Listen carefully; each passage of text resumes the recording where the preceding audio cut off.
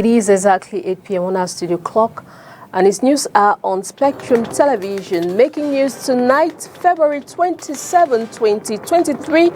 Close to 30 members of the G27 of the Social Democratic Front Party, the SDF, have been expelled from the party. This expulsion came in last Saturday at the end of next resolution meeting. More light will be given on the story by Olivier Mbozike. And in Douala, economic capital city of Cameroon, sustainable development plan. Teachers in the Douala 1 municipality have been drilled on waste management techniques and biodiversity conservation. Plus, in sports football, the Elite 1 and 2 local championship games that went through over the weekend were very scintillating, as Oni Ladonet will be telling us more in a roundup of these games. The stories in full and much more will be brought to you in a short while. Good evening, ladies and gentlemen. Thanks for joining in on the 8 p.m. Bilingual Primetime Newscast on Spectrum Television. We'll kickstart right away in French language with Makeda Lidi-Newton. Bonsoir, Makeda. Bonsoir Christelle Assexou-Elay, mesdames, messieurs, bonsoir. Nous vous l'annoncions dans les titres politiques sénatoriales du 12 mars prochain. Le Rassemblement démocratique du peuple camerounais affûte ses armes dans le littoral. Selon le chef de la délégation permanente du RDPC de cette région, le parti est engagé pour gagner et gagner largement. Discipline, solidarité, esprit d'équipe sont entre autres recommandations édictées aux candidats en lice. Je vous propose de regarder ce reportage d'Oriane Donquin et de Julie Pont. Les 7 candidats du Rassemblement démocratique du peuple camerounais, leurs suppléants présentés, des recommandations leur sont données. Nous avons voulu rappeler aux candidats du RDPC à l'élection des sénateurs du 12 mars prochain qu'il s'agit d'une élection de liste, d'un scrutin de liste et non d'un scrutin uninominal. Ce qui suppose que les candidats doivent faire preuve de solidarité, avoir un esprit d'équipe. Il ne s'agit pas pour chaque candidat de faire une campagne à part, mais c'est une campagne pour l'ensemble de la région et pour le parti. Le RDPC en course dans le littoral contre le Parti camerounais pour la réconciliation nationale. Il a demandé aux prétendants d'être vigilants afin de ne laisser aucune place à l'adversaire. Nous vous demandons instamment, à la suite du comité sanitaire, une discipline absolue pour qu'aucune voix ne soit perdue. Nous vous demandons de considérer que le parti est engagé dans cette affaire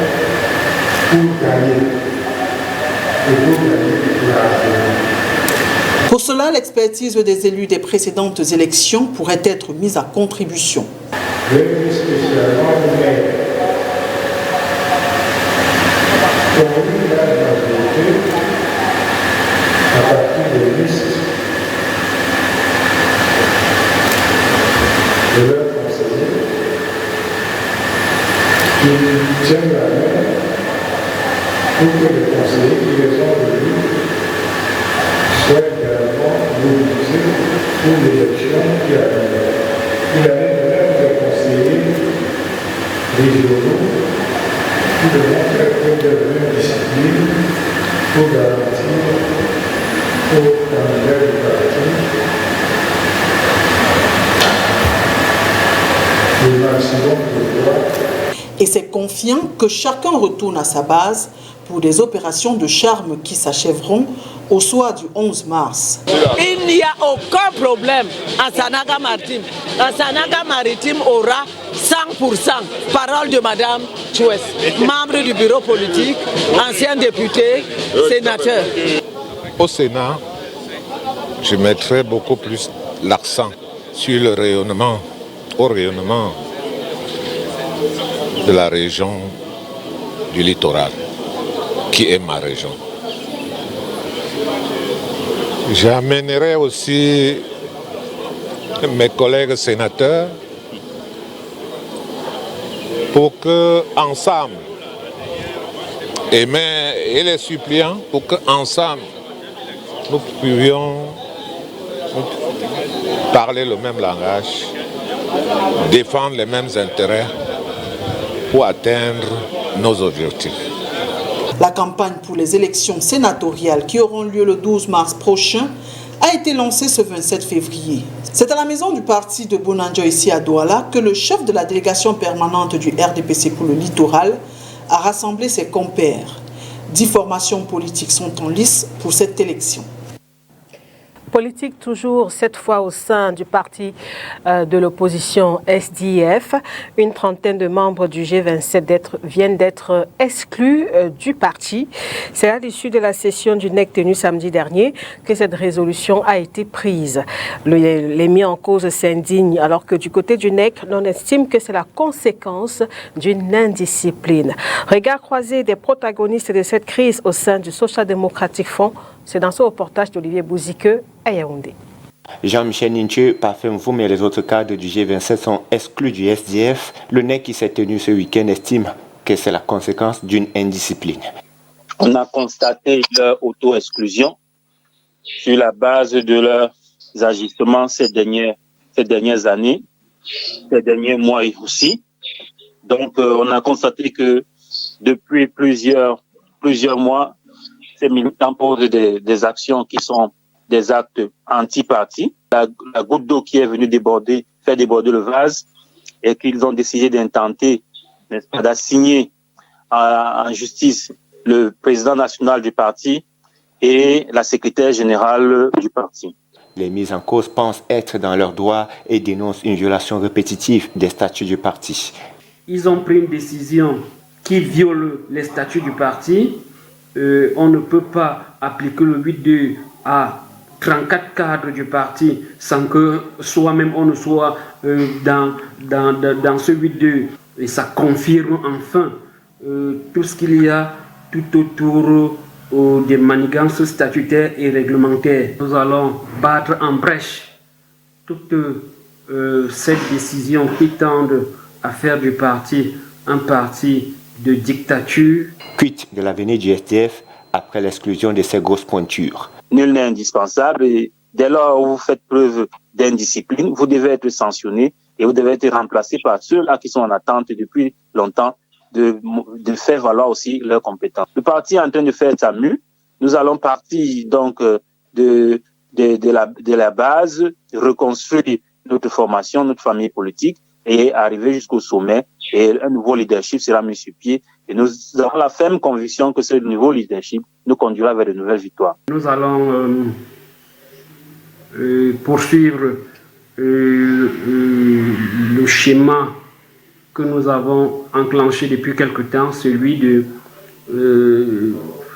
pousser le chairman et son secrétaire général à surseoir à toutes les décisions illégales prises. Et d'ailleurs, nous avons rendez-vous le 2 mars au tribunal de grande instance de Yaoundé. Et la deuxième, évidemment, comme tout politique, nous allons mener des actions politiques et ce n'est pas le moment de vous dire de quoi demain sera fait sur ce plan. Nous vous aviserons le moment venu, mais que les militants soient tranquilles. Notons que cette décision pourra être évoquée au cours du 10e congrès ordinaire du parti qui se tiendra du 28 au 30 juillet prochain à Yaoundé.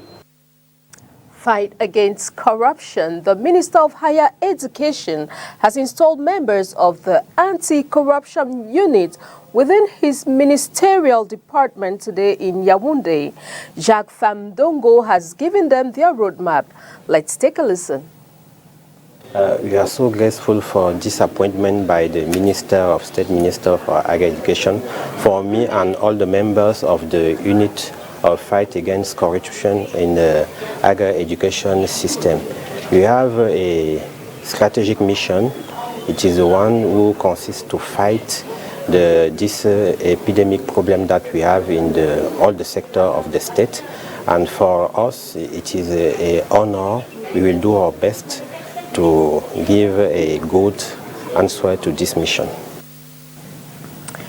And now we take you over to the Littoral region, where teachers in the Douala municipality have been drilled on waste management techniques and biodiversity conservation. This is in line with the Sustainable Management Plan. O'Neill Ladonet tells us more.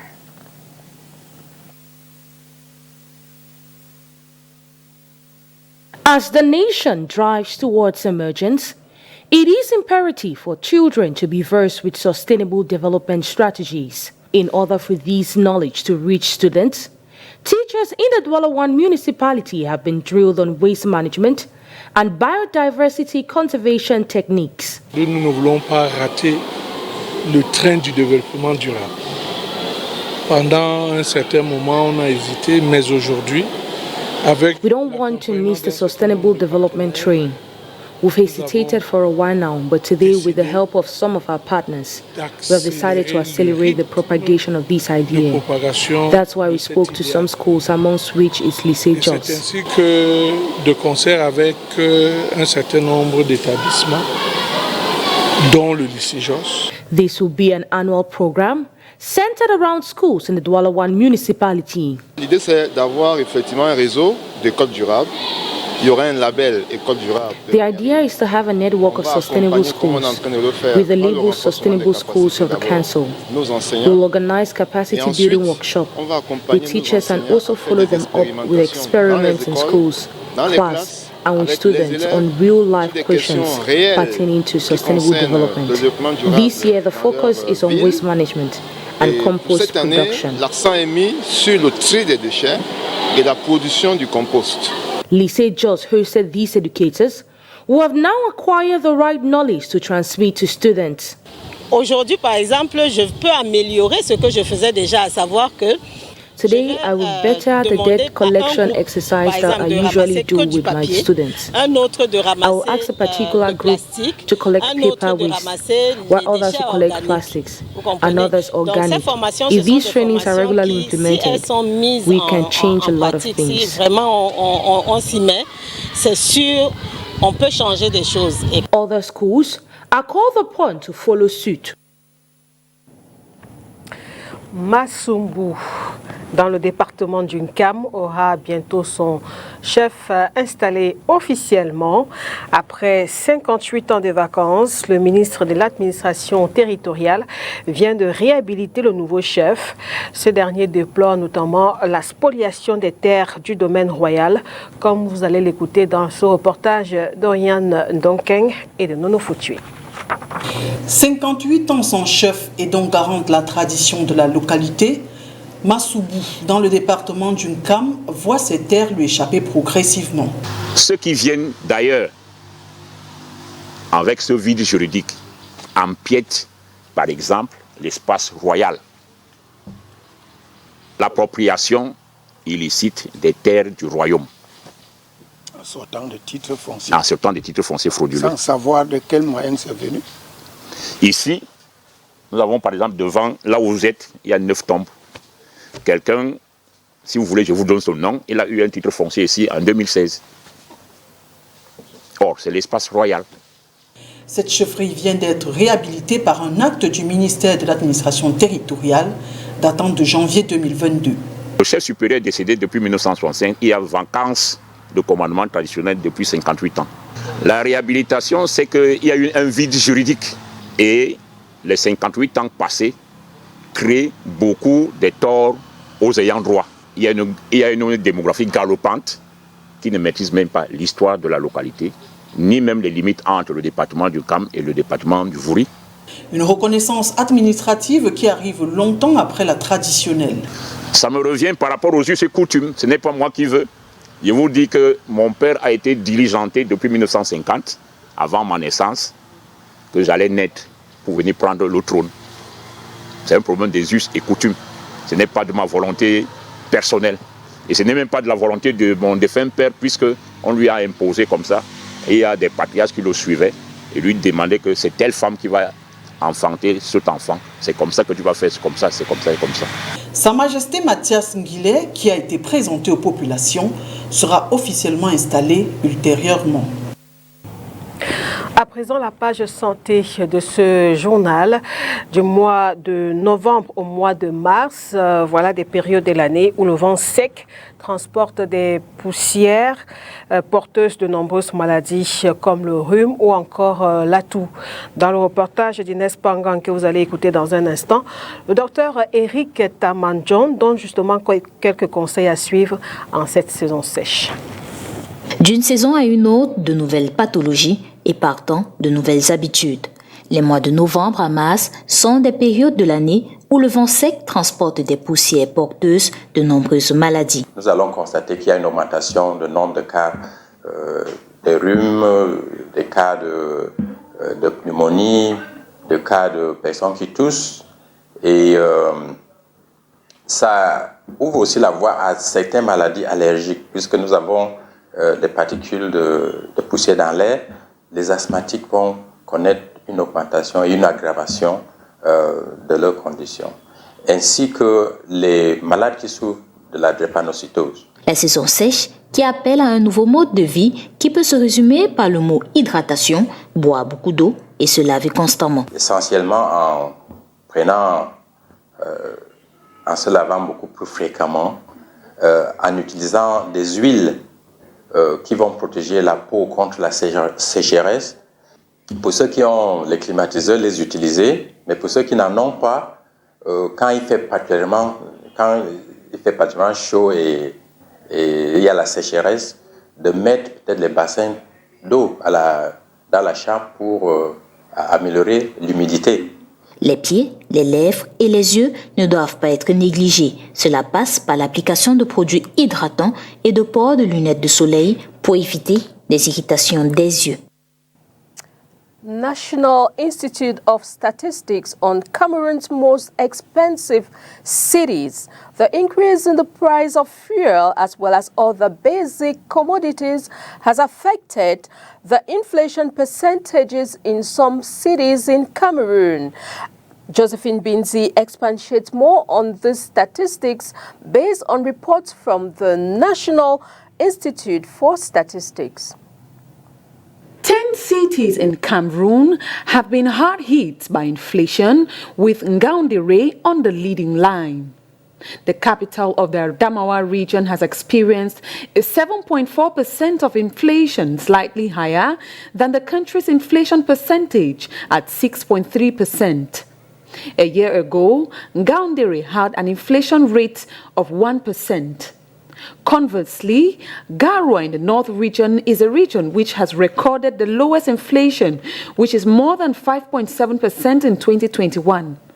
Ngaoundéré is followed by Bafoussam, Boya, Bamenda and Marwa respectively with 7.3, 7.1, 6.8 and 6.4% respectively, then Yaoundé, Douala, Betwa and lastly Eboloa. These cities have a percentage of 6.2, 5.7, 5.5 for the Institute. Inflation feeds on the soaring food prices. Thus, towards the end of 2022, the general level of prices is largely supported by the 12.9% increase in food prices and 6.3% in restaurant and hotel service prices. The main increase in the price of food products concerned oils and fats, breads and cereals, fish, seafood, milk, cheese, eggs and vegetables. According to this body, the inflation rate is expected to rise about 6% in the second half of 2023.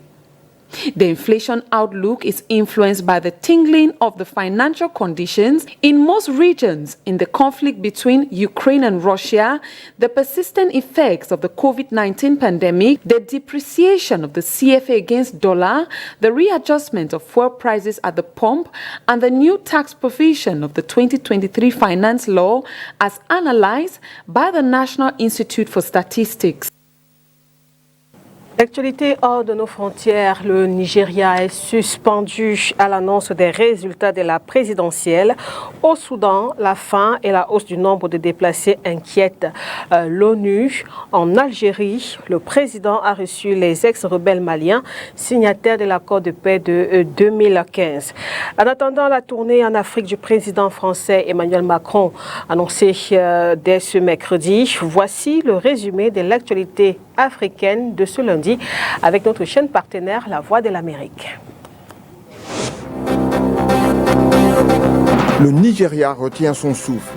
Le pays est suspendu à l'annonce des résultats de la présidentielle dont la publication s'est poursuivie ce lundi après un scrutin très disputé. Les retards pris dans les opérations de décompte ont provoqué des inquiétudes et des accusations de tentatives de fraude. 66 détenus sont morts depuis le 1er janvier à Makala, la grande prison de la capitale congolaise Kinshasa, à cause de leurs conditions de détention, selon un responsable d'une organisation locale de défense des droits humains en République démocratique du Congo. Le bilan est de 35 décès uniquement pour le mois de février, selon la même source. Plus du tiers de la population aura besoin d'aide humanitaire en 2023 au Soudan en raison de la faim et de l'augmentation du nombre de personnes déplacées dans ce pays. Le Soudan est l'un des pays les plus touchés au monde, selon l'ONU, qui souligne que 2 millions de personnes avaient souffert de la faim rien qu'en 2022. Le chef de l'État algérien Abdelmajid Tebboune a reçu un groupe d'anciens rebelles maliens signataires de l'accord de paix paraphé en 2015 sous l'égide d'Alger, qui ont dit chercher à sortir de l'impasse et du statu quo en plein accès de tension avec le gouvernement de Bamako. From our international page, we now talk sports, Roundup Sports. It has been a weekend filled with scintillating games in the local championship from the Elite 1 to the Elite 2 and the Guinness Super League games. Onila Donet gives us a roundup of these games. A weekend jam-packed with several sporting actions across the country in all competitions. In football, the MTN Elite 1 Championship registered 8 games over the weekend to complete match day 14, which kick-started last Wednesday. In the 9 games played, 14 goals were scored with the exception of Kanong and Eding Sports match, which ended on a barren draw. Les Astres against Ice Fortuna fixture recorded the most goals, 5. The Douala side fell short to the visitors, who looked desperate to pick up all 3 points. Unfortunately, despite this win, Fortuna stays in the relegation zone, having accumulated 13 points since the start of the competition. All 2 Northwest representatives, Yos and PWD of Bamenda, are now 1 loss away from the relegation zone. Both teams registered yet a heartbreaking 1-0 loss to Apajes and UMS of Loom. Group A table sees UMS of Loom and Kanong Sportive top with 24 and 21 points respectively, while Bamboo Twos is just 2 points ahead of second place Fovu Football Club. In the Elite 2 Championship, Unisport the Bafang lost 2-0 to Stade de Betois, with Leopard and Tonnerre Calara clubs settling for a 1-0 tie. Dynamo FC defeated Fonse Street 2-1 in a highly controversial match at the Bunamu Sadi, while Lausanne moves up thanks to a 2-0 over Aigle. In the Women's Championship, Diane Bock's 8-minute goal was all it took for Loth Minprof to walk away from FC Bolowa with all 3 points. The team, who had managed to win just 2 games up till now, finally secured their third, bringing their points tally to 16. Away from local championship to continental tournament, Guy Amand has summoned 25 local players in camp ahead of the under-23 AFCON qualifiers. This new batch of players will train from February 23 to March 9 for the 3rd round of games that opens in March. Cameroon's fate lies on their game against Gabon. Another coaching action over the weekend is Rigobert Song.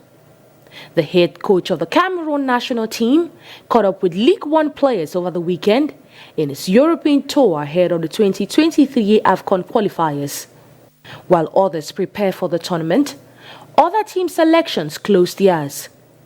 The Cameroon basketball team have lost their last game to Senegal in the FIBA Basketball World Cup qualifiers. The team, who had been eliminated from these tournaments since last October, defeated DR Congo and Egypt before failing to see off Senegal. Another interesting event that took place over the weekend is the Mount Cameroon Race of Hope. And that report from Oniladonet brings an end to this edition of the Bilingual News on Spectrum Television. Thanks for watching. Enjoy the rest of your evening in company of programs on Spectrum Television. Good night.